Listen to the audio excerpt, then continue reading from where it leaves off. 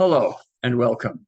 My name is Bob Heilbrunner, and this is the second class of the spring 2023 23's class called Belonging to Each Other and the Planet. And just to give you a little taste of what's coming up, today will be the evolution of adaptations for belonging and the life cycle of paradigms. Then we'll have individual psychological development and the psychopathology of narcissism. These are all ways that in different realms of our life, the paradigm impacts us and needs to be transformed. So there'll be one class on individual psychological development and the psychopathology of narcissism. There'll be one on the political sphere, which is about fascism, one about narcissism in the economic sphere, which is about multinational corporate capitalism, and there'll be one about science and spirituality and the false duality between them. And we'll also have time and then we'll see where we go, but we'll also have some time for people to introduce each other. Probably next time, introduce each other more and start creating a little community together. So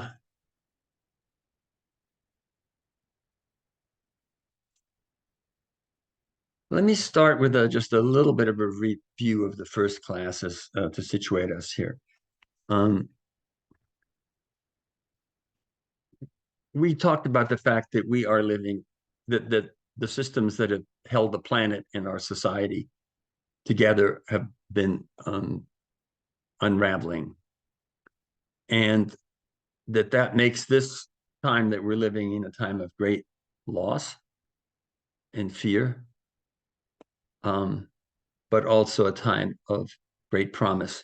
And the hope of this class is to support us in navigating the transition from that nature's calling on us to make from what have been calling a paradigm of narcissism or exceptionalism to a paradigm of communion and belonging. And based on the poem I read by David White, I'm saying that what we're doing wrong on the planet, our species and our culture, is the great mistake. And I think I'll do that poem again. So I'm gonna go to screen share, and then I'm gonna move this. That's not the screen part I want to share. Let me get rid of that. So this is the poem. It's called Everything is Waiting for You. And he says, your great mistake is to act the drama as if you were alone. Your great mistake. I picture him looking in the mirror when he says this, but I don't, Your great mistake is to act the drama as if you were alone. As if life were a progressive and cunning crime with no witness to the tiny hidden transgressions. To feel abandoned is to deny the intimacy of your surroundings. To feel abandoned is to deny the intimacy of your surroundings. Surely even you at times have felt the grand array, the swelling presence and the chorus crowding out your solo voice.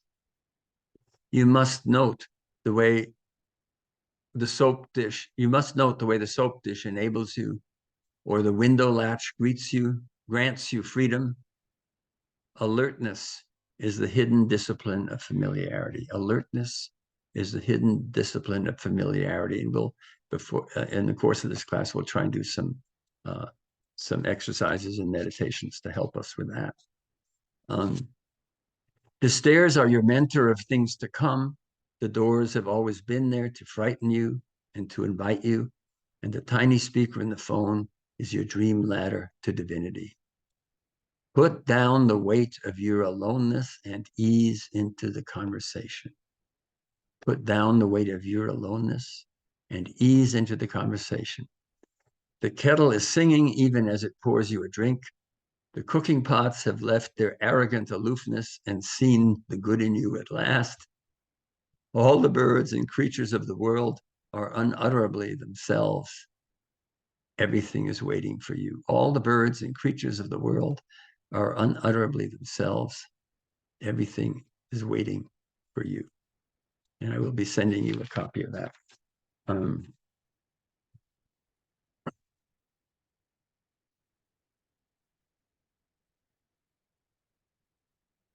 So the great mistake, as we're calling it, of the way we are presently living on the planet is one, to deny our dependency on the web of life and the support and nurturance that life offers us and that makes our life possible. Therefore, not to take responsibility for the effects of our actions on the rest of life, to feel alone and abandoned, to believe that our survival happens against the other, and thus feel justified in using extreme means and using, abusing, and sometimes genociding and extincting the other. So I said that this constitutes a paradigm, by which I mean that it affects us in concentric realms, starting from how we treat ourselves inside, how we treat other people, how we treat other nations, other races, the environment, other species, so forth. And the structure of the course will be to address that in each of those spheres, or some of those spheres.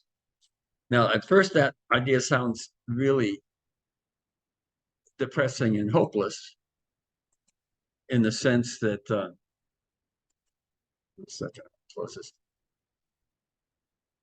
that it says it has us surrounded. But it also means that the relatedness of all those parts means that it's a little like a Jenga game, that they not only support each other, but they also depend on each other. And that means that it's a vulnerable edifice, and that we can resist and transform it at whatever level we need it.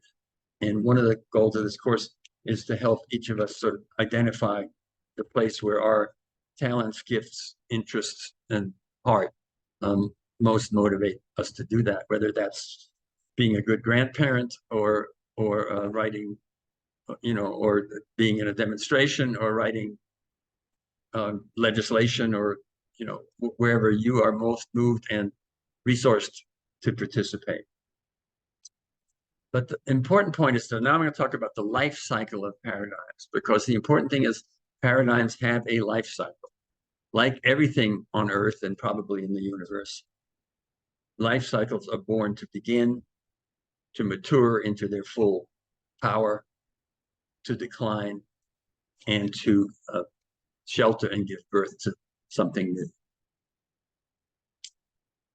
Each new paradigm opens new possibilities that were denied by the old paradigm, by the previous paradigm.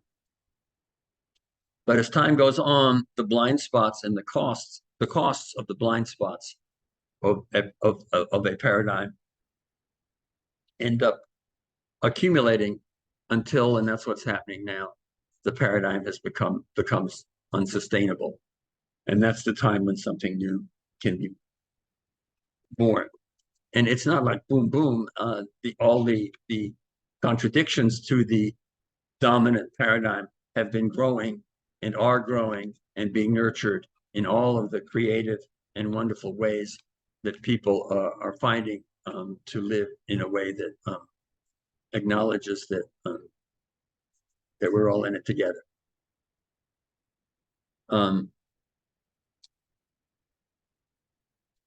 Every paradigm projects its values onto nature, and then in turn justifies itself by saying that it's founded on nature. So that's a cyclical self-justification for a paradigm, and serves whatever interests are privileged in that, are empowered and privileged in that paradigm. So, for example, in the medieval times, the hierarchical values of king, vassal, knight, peasant, and so forth. That hierarchical top-down system was projected onto nature. So we know that God is like the king, and the king is like his best vassal, and then we work all the way down. And so that ends up with the idea of the divine right of kings, that that we obey the king because that's the way God and nature intended it, and that essentially God is the king of the universe, and allegiance to that and the systems of power that in that hierarchy is what being a good person is and what may get you to heaven. So so that's the basic principle that underlays the divine right of kings, the God-given divine right of kings. Now that system, as we know, eventually disintegrated and moved on to what you could call the Enlightenment paradigm. This is, of course, an enormous simplification of a complicated historical process. But the Achilles heel of that system was that the surplus was essentially wasted, was not reinvested, but essentially wasted on royal luxuries. Now, some of those may have been beautiful art, but it also included endless warfare. 1 second, I am going to let someone in.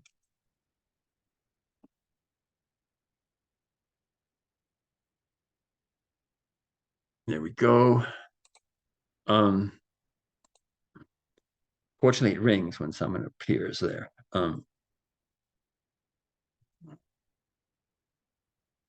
Yeah, so the fruits of that system went to the top.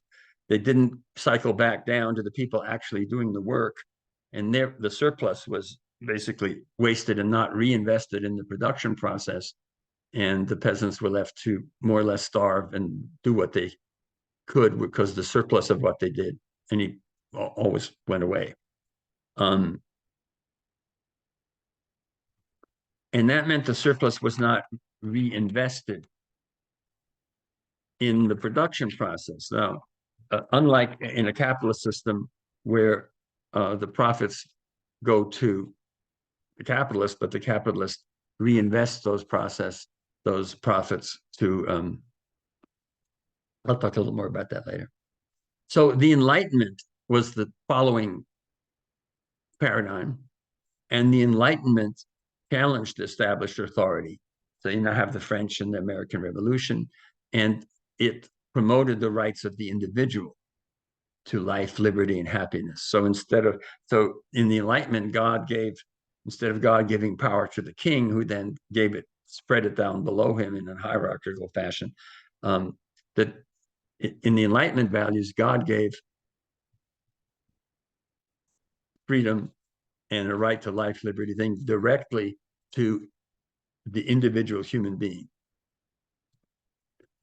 Directly, so it celebrates the freedom from traditional authority and restraints for the individual,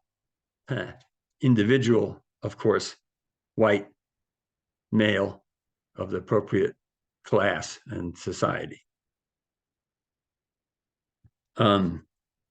But at that time, it was, among other things, a progressive movement. So this is the point.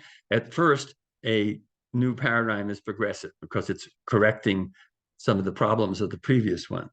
So it was a progressive movement that loosed the creativity of the individual. And in the economic realm, it freed the economic surplus to be invested in revolutionizing and innovations in the production process. And that led to the unheard of increase in productivity and economic growth that is the basis of the capitalist society, of the society we live in now. There are, of course, huge exceptions to who that doesn't apply to and what's oppressive about that system. But my point at the moment is that a paradigm, when it's born, is progressive, at least in certain ways. So you had a celebration of the creative individual human spirit, of unfettered by traditional authority, to pursue his individual freedom, to compete for maximizing his happiness without restraint, limited only by the limits of his individual talent, not by the social structure, supposedly, but by just you could do whatever you want, except whatever your limits were.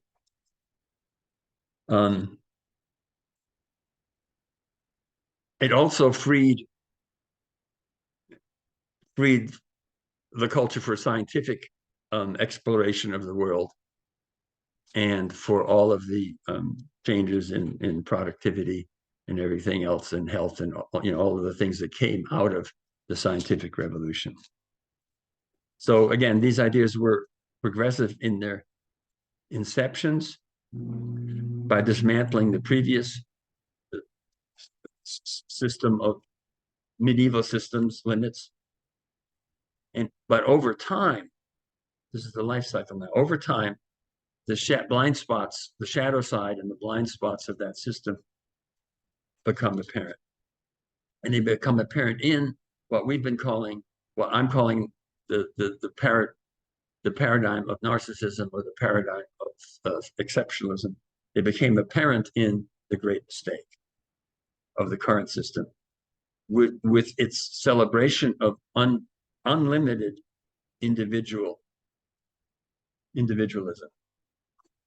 And so what that led, so again, the great mistake, not recognizing our dependence, not taking responsibility, seeing the world as a zero-sum competition for survival, and the ruthlessness and the brutality that towards the other that allows. So and then with that, economic inequality, what does that say? Concentration of wealth, ecological destruction, genocide, and colonialism, extinctions, melting of the ice cap, and all the things that we're dealing with now. So, but in summary, it's a lack of responsibility to and accountability of the individual to a common good. The idea that there's a common good and that we have a responsibility and accountability to the common good. It's the great leak of the idea of individual freedom, which it is still important and at its time was largely progressive and revolutionary. So the lack of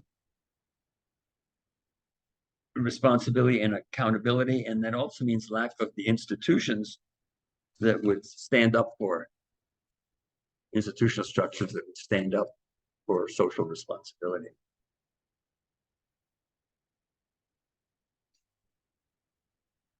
So just like the medieval system, the narcissistic system projects its values onto nature and justifies the established distribution, the entrenched distribution of power and privilege,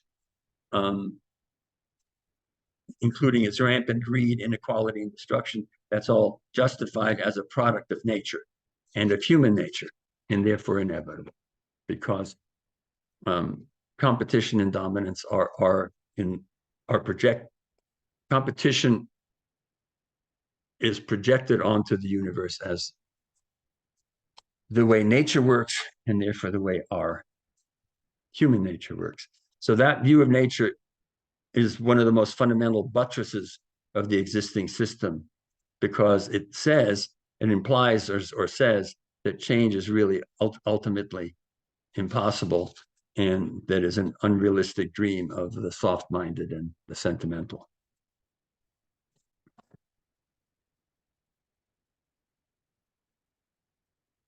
I'm going to stop there just for any questions or comments people want to put in at this stage here.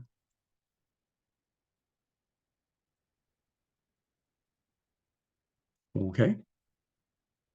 So I'm going to share an experience I had where I got something in a way that I didn't before. I had a what they call a transitory stroke about 6 years ago. I am fine. There's no suspense about this. I turned out fine. It was temporary, but for 4 hours, I was unconscious.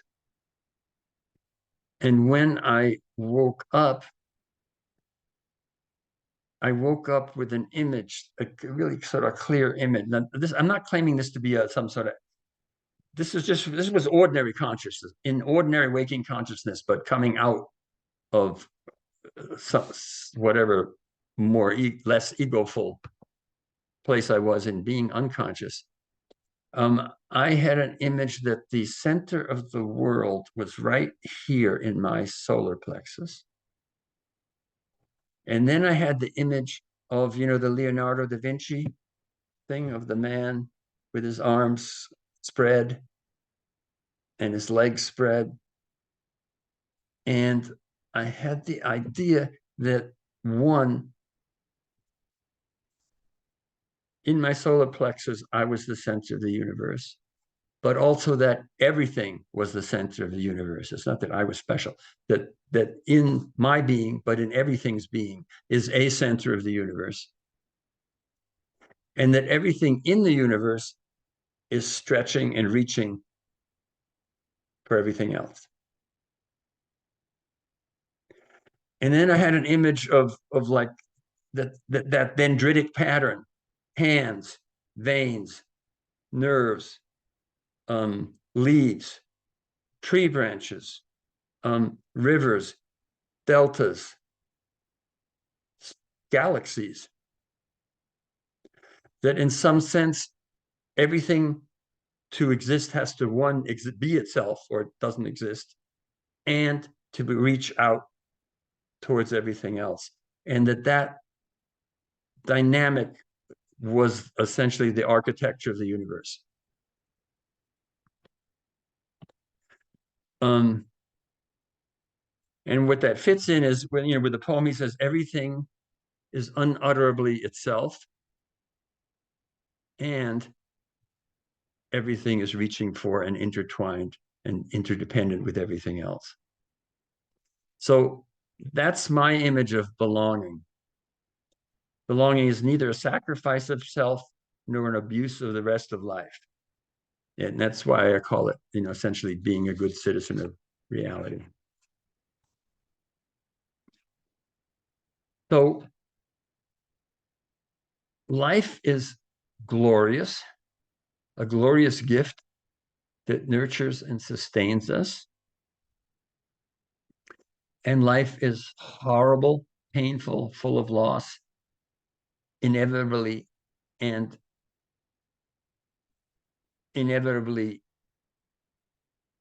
turns us to compost, and perhaps very painfully.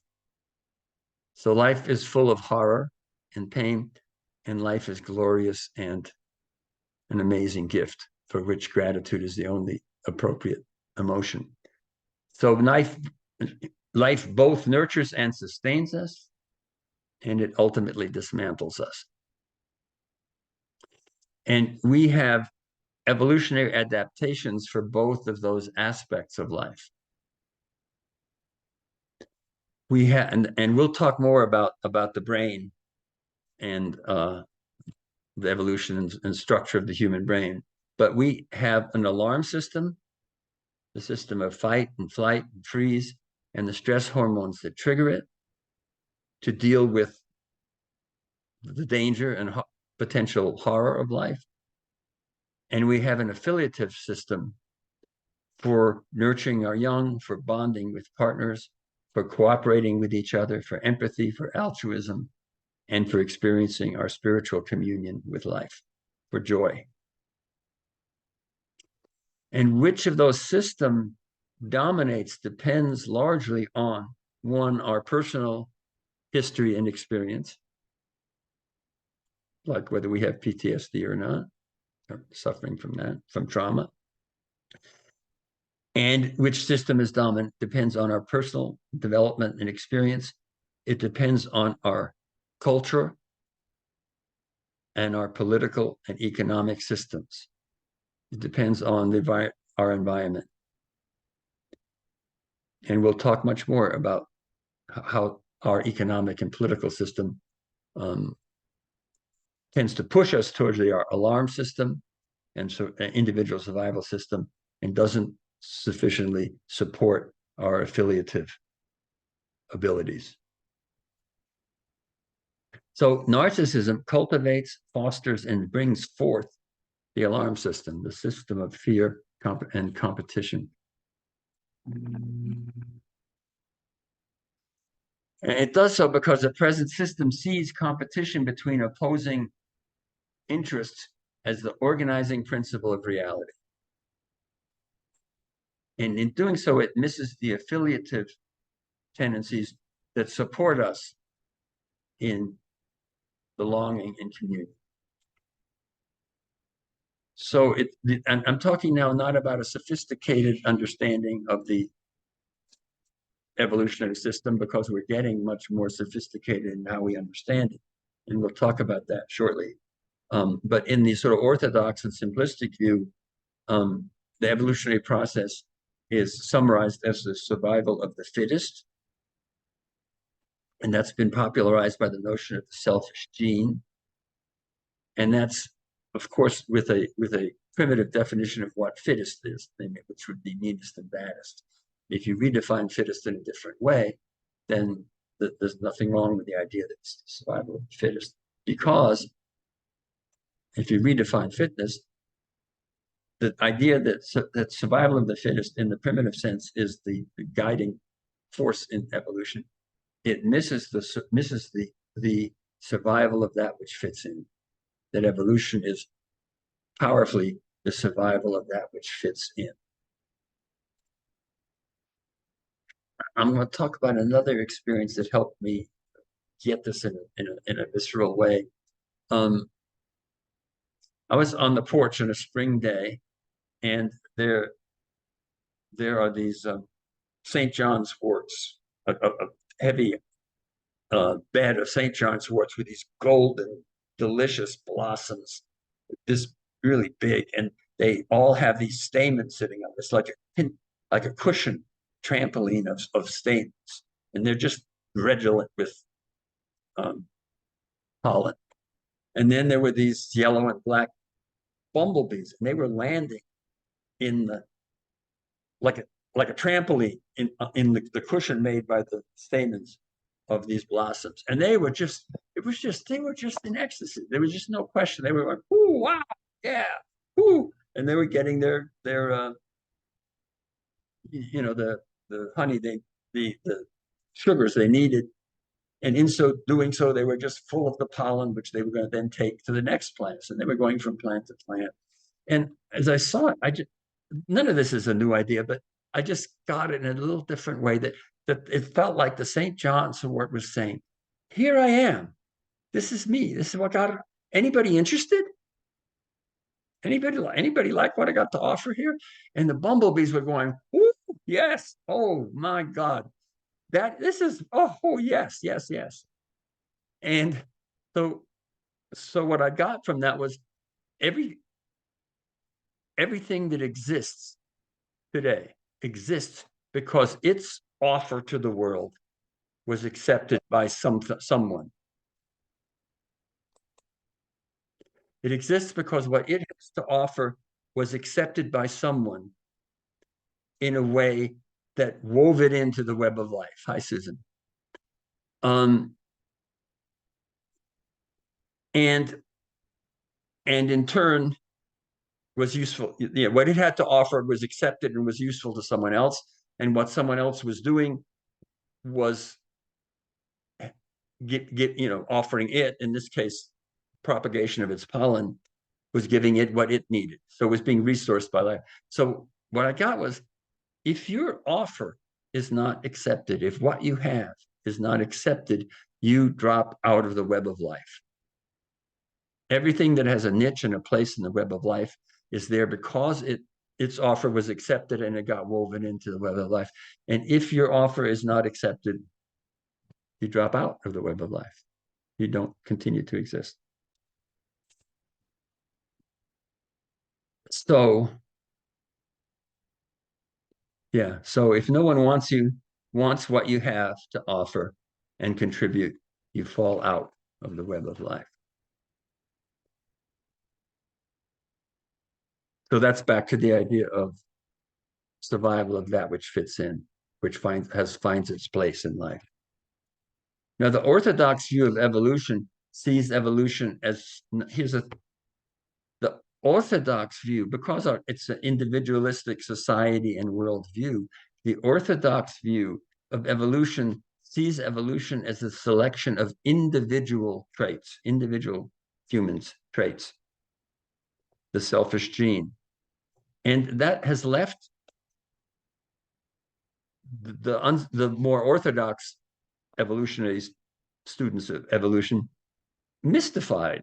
How do pro-social traits such as self-sacrifice, we see that all over the world, birds who the mother bird goes out and pretends she's wounded and attracts the predator away from the babies and stuff. We see that all the time. How could altruistic self-sacrificing traits be so common? If evolution is just an individual process, would those not be traits that we, since they're not supportive of the survival of the individual, how could those be adaptations that continue? And it's almost common that this could be a longer conversation than we're going to do right now, but it's almost the mystification of and having to try and explain that with things like the prisoner's dilemma. One of the way they have a thing called the prisoner's dilemma, which is an experiment in which they finally figured out a way where it could possibly be adapted for the individual to be socially, to behave in a socially good way. And they have very strict, but they miss the fact that they chose as a characteristic of the world for this experiment a thought up situation in which the interests are not in common, in which there is a conflict of interest. So anyway, and as though conflict of interest was the characteristic aspect of the structure of nature. So anyway, but what that neglects, seeing in evolution as happening in individuals, is the fact that there is group in evolution and there is species evolution. In fact, Darwin talked about evolution of a species. He didn't talk about evolution of individuals of the species. But in our culture, in our some of our science, we've reduced it to, if something leads to it's good for the evolution of the species, it must be good for the individual, for the survival of the individual.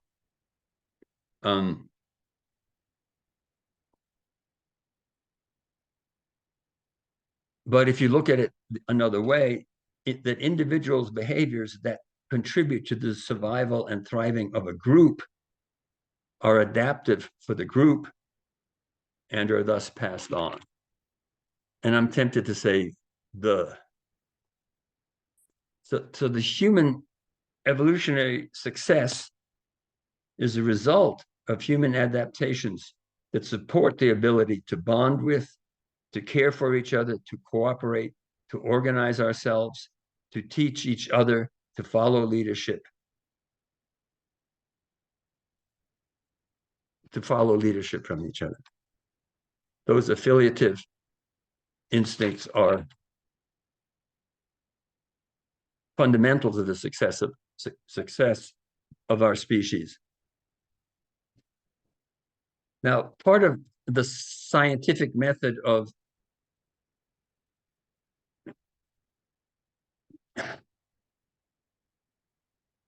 I'm going to shut that phone off. I'm sorry. I'm going to take a minute here. No, I'm not. It'll stop. So part of the scientific method of the Enlightenment is analyzing things down to the whole parts. And you could call that atomism. It's the assumption that the whole is no more than the sum of its parts, and that understanding and explaining the whole, the way you understand and explain it, is to break it down to its parts. And what that misses is what they've now rediscovered and are calling emergence, which is that the whole has qualities not possessed by its parts. And again, it's hard not to say, duh, okay? A cell has qualities not possessed by the atoms in it. A tissue has qualities not possessed by the cells that make it up. An organ has qualities not possessed by the tissues that make it up. An organism has qualities not possessed by an organ. A society has qualities not possessed by the individuals in it. A species, and so on. Okay, so once you realize that evolution does happen, not just by what's adapted for the individual survival, but what's adaptive for group survival, then those behaviors that support the survival of the group will be passed on. And the group behaviors that support the survival of a species will be passed on, will be adapted and passed on. And the species behaviors that support the survival of the ecological system will be passed on, will be positive adaptations and will survive. And others will not. Those individual behaviors that don't support the group, and those group behaviors that don't support the species and so forth, will not be passed on. And we're right now at the point where the question of what group behaviors, what social behaviors support the survival of the ecological system as a whole is precisely the rub. Now, I've been talking about a somewhat caricatured view of the orthodox and popularized version of evolution, and there's been a lot of great and sort of revolution in the theory of evolution since I went to university 400 years ago, in the 80s, since the 80s. And just one example of that is a book called Blueprint, The Evolutionary Origins of a Good The Evolutionary Origins of a Good Society by Nicholas Christakis. This is there's a lot of work being done in this area. And the reading list, the bibliography that I'm going to send out includes a bunch of those. And this one is in that bibliography. But he essentially says, because humans are a social tribal species, individual humans adapt not just to the environment, the natural environment, they adapt to their social environment. We have developed adaptations to our social environment. Those who don't play well with others are left on the ice floe. Most primitive societies have some way of, first of all, socializing and bringing people in. But at some point, if those who are hopelessly antisocial, they get their medicine bag stomped and they're out. So those who don't play well with others are left on the ice floe, and that means their genes are not passed on. Thus, genetic adaptations for pro-social behavior are passed on. Now, he has a list, and you can see that in the book, but I'll just run through it quickly. He calls it a social suite of genetic adaptations. And they include a capacity to recognize the identity of individuals, that we're not, to recognize an individual person, the ability to love one's partners and offspring, the tendency towards friendship,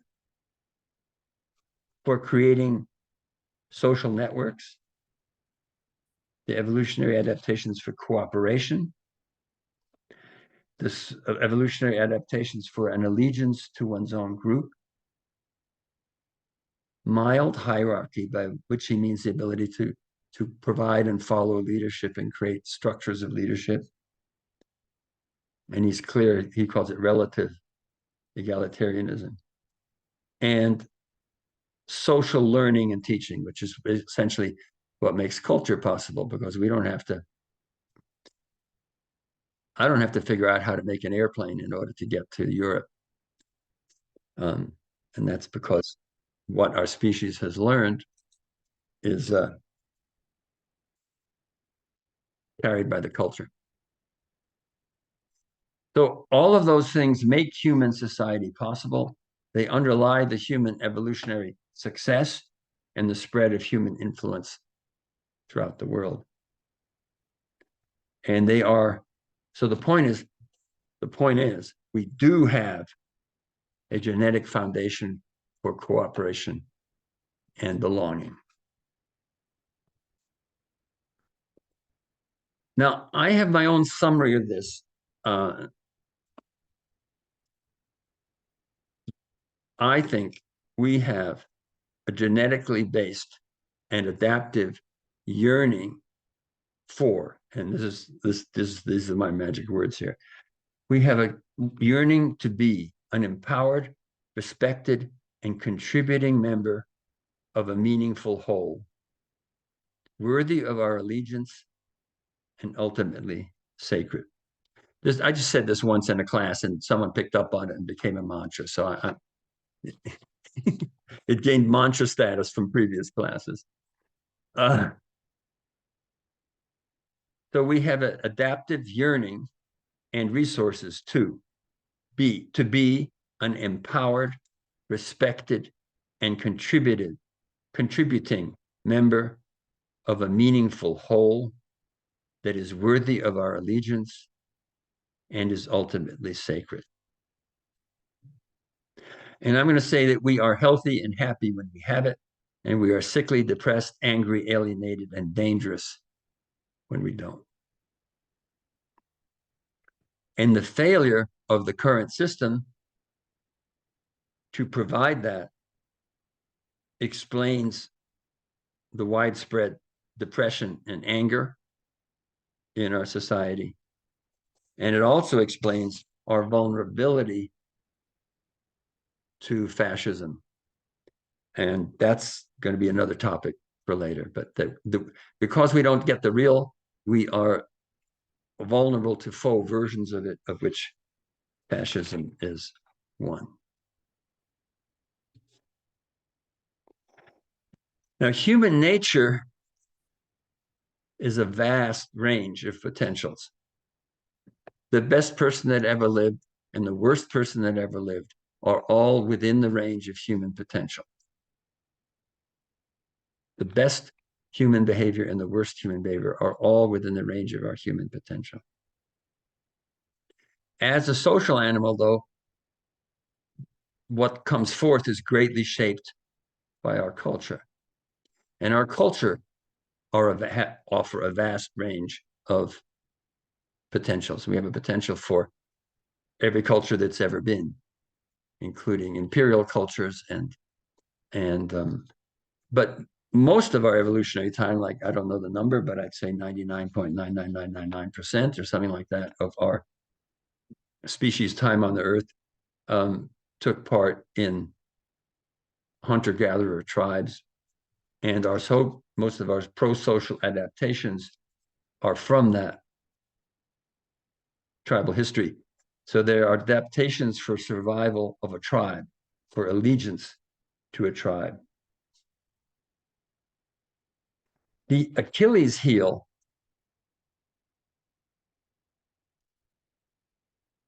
is that in given the current range of our power to affect the world, we need to have an allegiance to an us that is much bigger than a tribe. We need to have an allegiance to apply these instincts for allegiance to an us that's appropriate to the present and growing range of our powers to affect the world.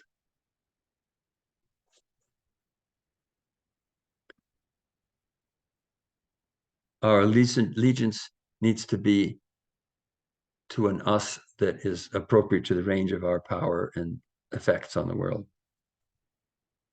And that means our species must mature from an adolescent infatuation with what we can do. Now, I'm not talking about the tribal people, I'm talking about our present thing. Our species must mature from sort of an adolescent infatuation to what we can do, to being responsible. Excuse me, what does that say? To be responsible for our current awesome powers, to our current awesome planet-changing, planet-threatening to the. This is a really good sentence. I'm going to get it out. I don't have it written fully here, but we have to learn to be responsible for the current awesome, planet-changing, planet-threatening range of our powers. Sense of responsibility that's appropriate for our awesome planet, our current awesome, planet-changing, planet-threatening range of our powers. And that means that we need to transfer our ancient adaptive heritage for allegiance to a tribe, for allegiance, cooperation, affiliation, and belonging. Those have to be applied to a greater us that includes the whole planet and all the creatures in it, to expand our instincts for allegiance to a greater us.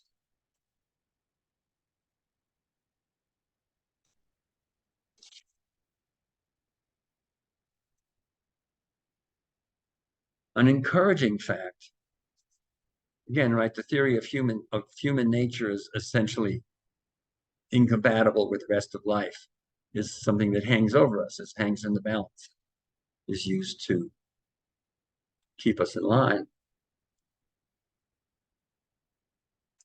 The encouraging fact is that evolution always starts from and builds on its current genetic base and adapts and builds on that.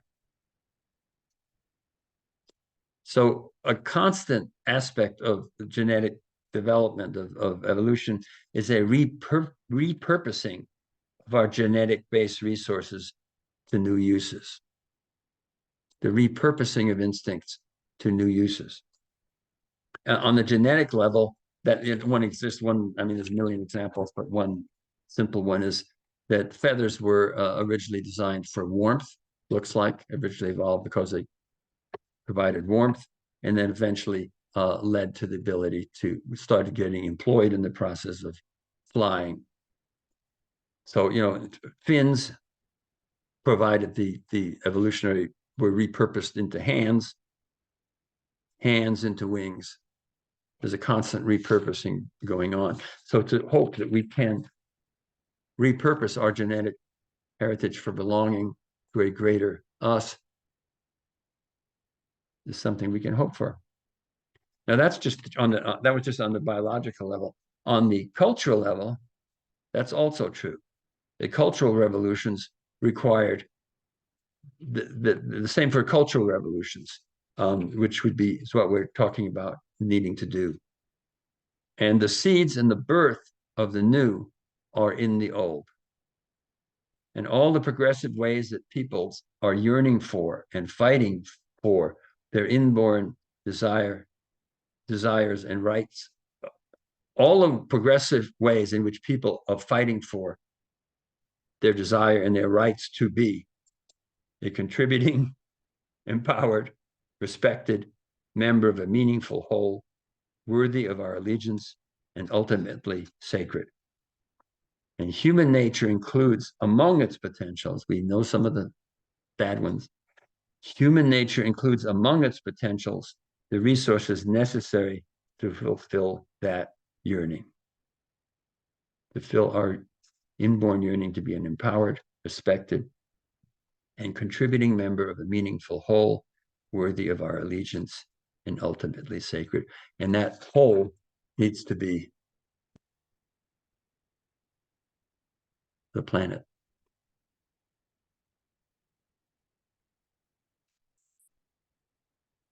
And that's the end of my talk.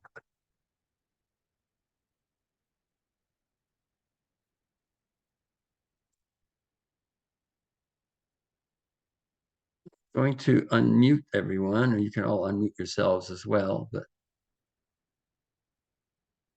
anyway, whoever wants to be seen and heard, please unmute yourself.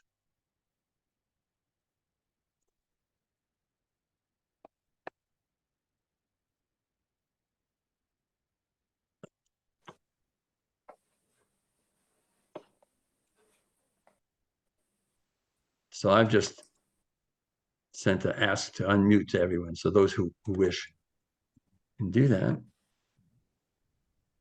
And so, Bob, yeah, comment. yeah. When you talked about what came up for me as you talked about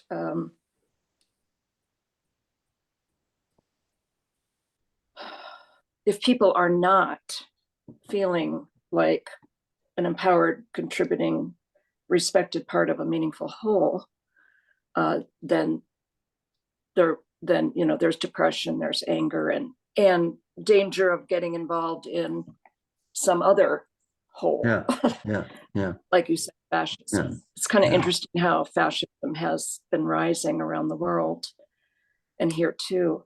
But I immediately thought of people who do mass shootings. Now, not all of them. Oh, wow. You got lots of books. Not everybody, is doing it for that reason. But as you read about them and you hear about their lives, that seems to be a thread, that they feel quite left out of society, at school, in their worlds. Yeah. Right. And turn to this. And now the internet has enabled people to find each other so quickly and superficially to talk about their anger and what they're going to do about it. Yeah. And then the other thought I had is the old movies and the idea that if we were attacked by aliens from another planet, that the whole world would come together as one to fight that off, and that all our tribal aggressions and allegiances would fall away. Who knows if that's true? We do have a threat now as far as climate change, but it's being generated by us. Yeah. And these aggressions continue. But it seems like kind of a utopian dream almost, in a way, that if we were attacked by others, as if the planet were attacked by others as a whole, that we would all drop away. We would become one, as an Earth. I have nothing wise to say about any of that. It's just my thoughts that came up. Yeah, great. And even 9/11, people pulled together all over the world about that, even though it happened in America. So I think that's maybe a small indication of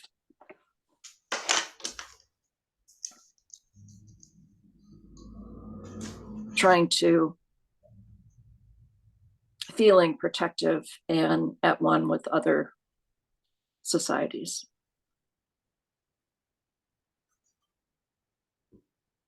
That's all.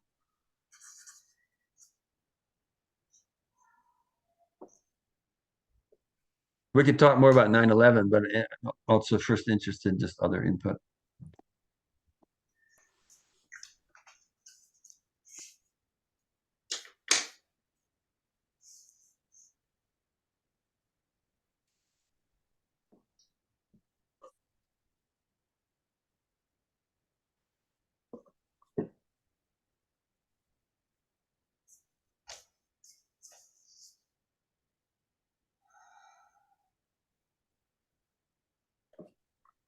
Do you think it's possible for humans as a whole to expand their allegiances to a larger cause that threatens everybody. You would hope so, wouldn't you? I would hope so. I mean, that's the challenge. I mean, you see, I think COVID, you saw some of that. Yeah. I mean, you see it, you know, I live in Talent, half the town burned down. And there's a beautiful resurgence of people caring about each other and rebuilding and paying attention to things like that it not become an unaffordable place to live, for instance, you know, because a lot of, you know, of course, the damage was unequally shared by economic class in terms of the,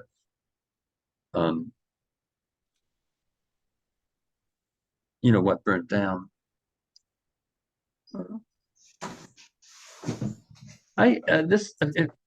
If no one has a particular thing they want to say, yes, is that a hand up? No, you're waving to someone in the room.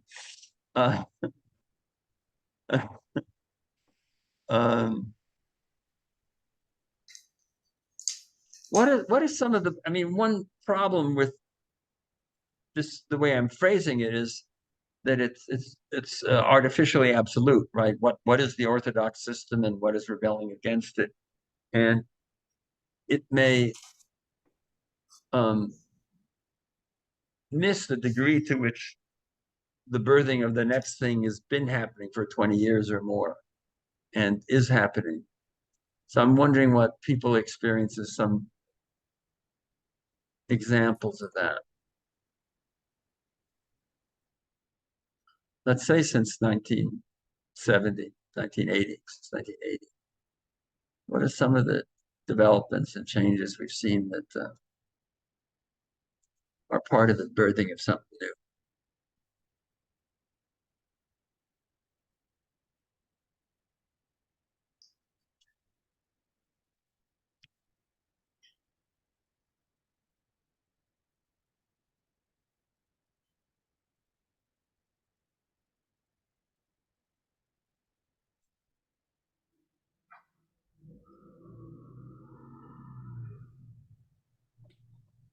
I don't want to monopolize anything here, but wouldn't some of that include all the social movements,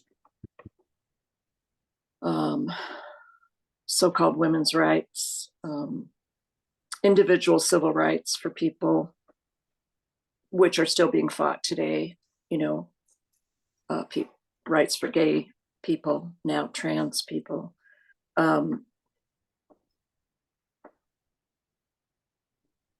Is that what you're talking about?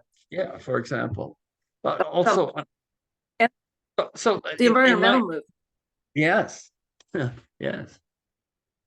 Yeah. So I've been less an activist in the last 20 years or so, more involved in you know, I've been a family therapist. And the other day when I was doing this training for the grief for winter spring grief counselors, volunteers, and I think I said this already, I started tearing up at how far we are from the world that I imagined that we were making when I was involved in the 60s and 70s movement. And that just, but I also realized so in that is the grief that we're not there. We're not at that movement we had then. And I wish that were here now. And I'm realizing as I've sort of coming back to the more social, larger issues, there's enormous resources that we have that our movement didn't. You know, our movement didn't understand environmental issues.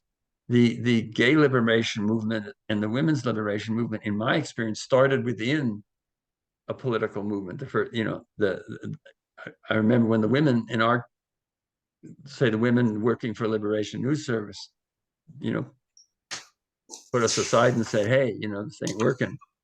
And when we found out that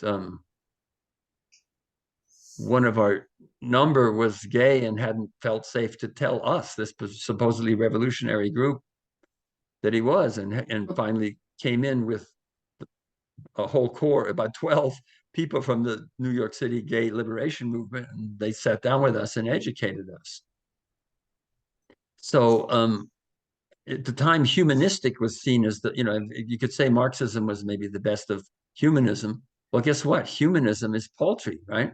Compared to other species and ecology and everything else in the world, So there's just an understanding of PTSD, understanding of development, understanding of the costs of abuse. There is a whole growth that I don't think has quite as pointed politically as our movement was, but there's a whole growth that is a resource that's been developing culturally. And so we're not, in some ways we're behind, but in some very important ways we're ahead of where the movement that I originally, was my original idea of what a political movement would be.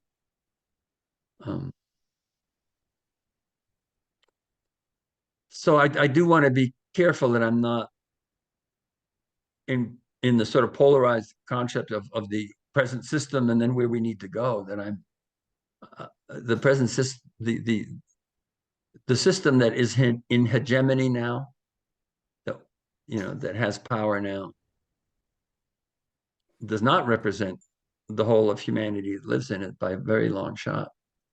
And a lot of birthing and growing and transforming has been happening.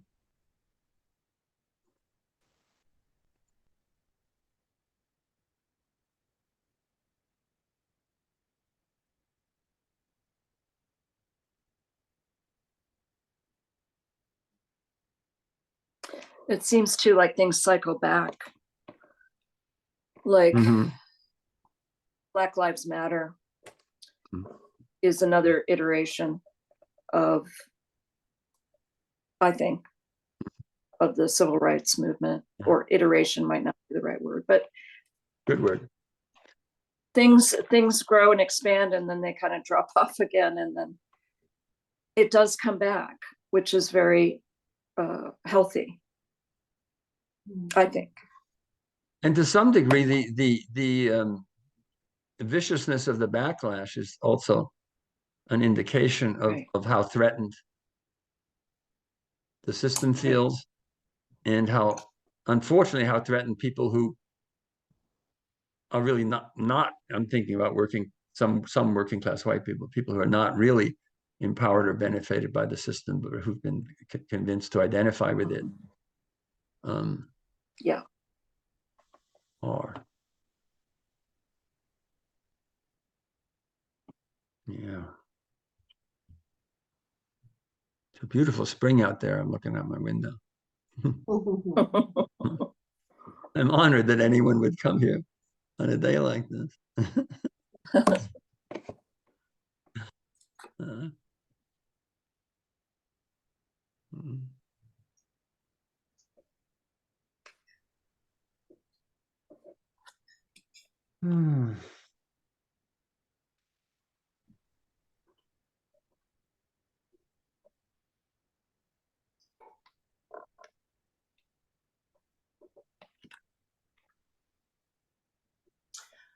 I feel kind of dumbfounded in terms of what to say, because there seems to be such a contradiction of togetherness and polarity at the same time. And hard to know what direction we're going in as a species, unless we do just take it one step at a time and one choice at a time, individually. I do think, your comment about the pandemic bringing us together somewhat did, because we saw a lot of good in human nature, a lot of people taking care of each other. I guess it put us all on more of an equal ground where, when we're younger, at least for me, I always thought, death was so far off, and denial that, of illness or death and all of that. And then all of a sudden it didn't matter if you were young or old, maybe a little bit if you were older, but that all of us could die, at any minute. And so I think there was a lot of musicians and artists that came out, bringing us together, under one spirit and caring about each other. And on the other hand, all the political divide and the extremism is just something I never expected in my lifetime, like that. The storming of the Capitol. And I have thought a lot about this book that I'm reading. I haven't finished it, called Cast. How in this current environment could all of this be happening? And I think your points earlier about, which I came to conclusion, people that feel left out. And because I don't know a lot about it and a lot about different states, having been in the paradigm of, for most of my life since 10 until I moved to Oregon this year, living in California in the USA. And I realized all my thinking is, as this citizenship and my experiences, but, the towns like where they no longer had steel factories, just as an example, and people can't fend for their own family and don't have the funds to feed their children, and they don't feel like anybody cares. And then they're very vulnerable to picking some side that might not be really on their side after all, or care, but thinking that they're part of a team or a gang or whatever. So all this stuff going on, it's like, I was in grad school for holistic health and feeling like I had my own experiences and shared experience with others, that we were becoming so enlightened. And, to comment to Susan, I think sometimes stuff cycles around too. It's like, well, things seem easier until they aren't, until the challenge becomes greater, perhaps. Anyway, I almost just feel, like I said, befuddled by all that's going on. And just feel we have to make personal choices to be a part of the whole, the earth, the planet, and all the creatures in it, as you said. I think, oh, I forgot what I think. No, you said something that Sorry, must be catching. There's a lot of that going on. No, yeah, I think the fact that the liberal state, the fact that the liberal state has been unable or willing to stand up to multinational capital and its effects, such as unemploying steel mill workers in this country, part of the source of anger at the liberal state and wanting to replace it with the fascist state, with the idea that we could have a nationalist state that will, by God, take care of us in a way that the liberal state, in being part of the growth of world, the world new world economic order, doesn't.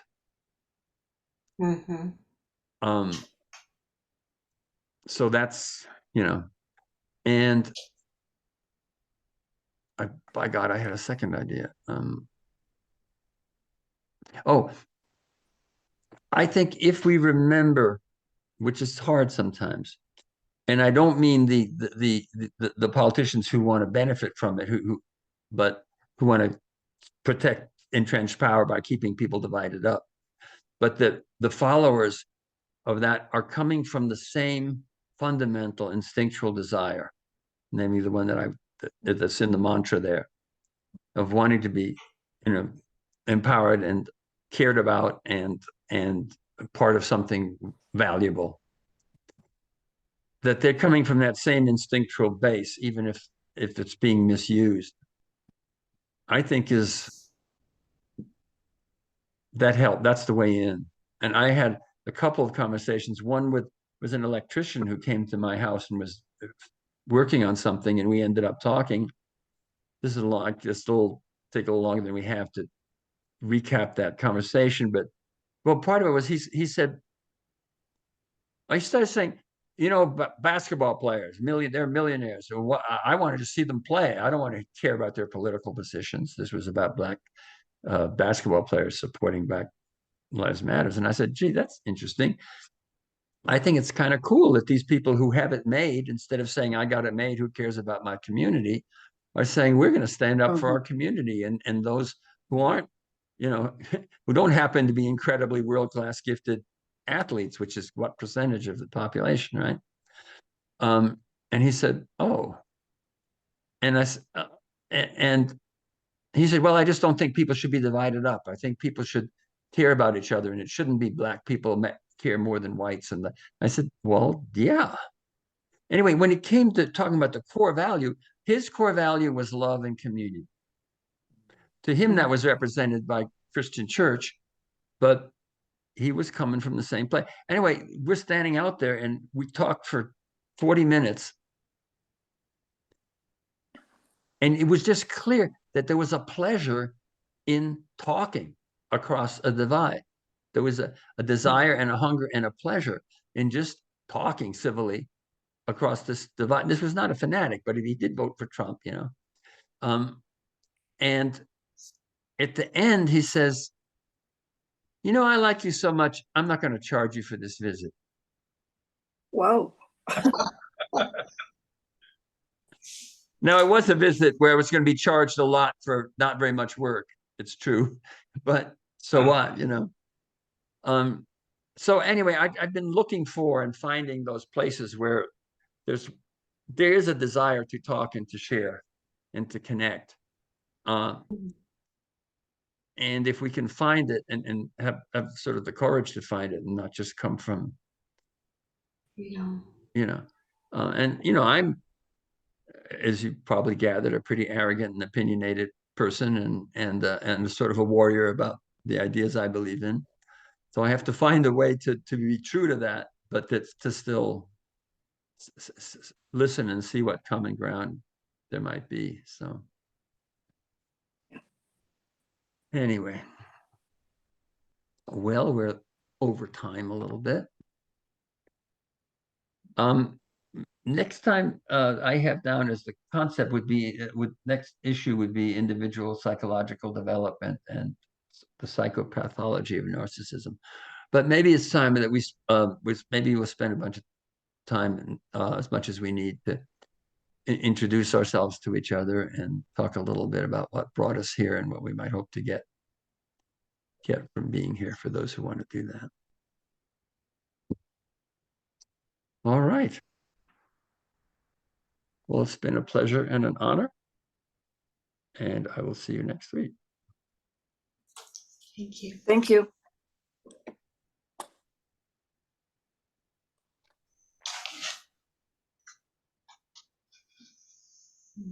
Have a blessed week. You too.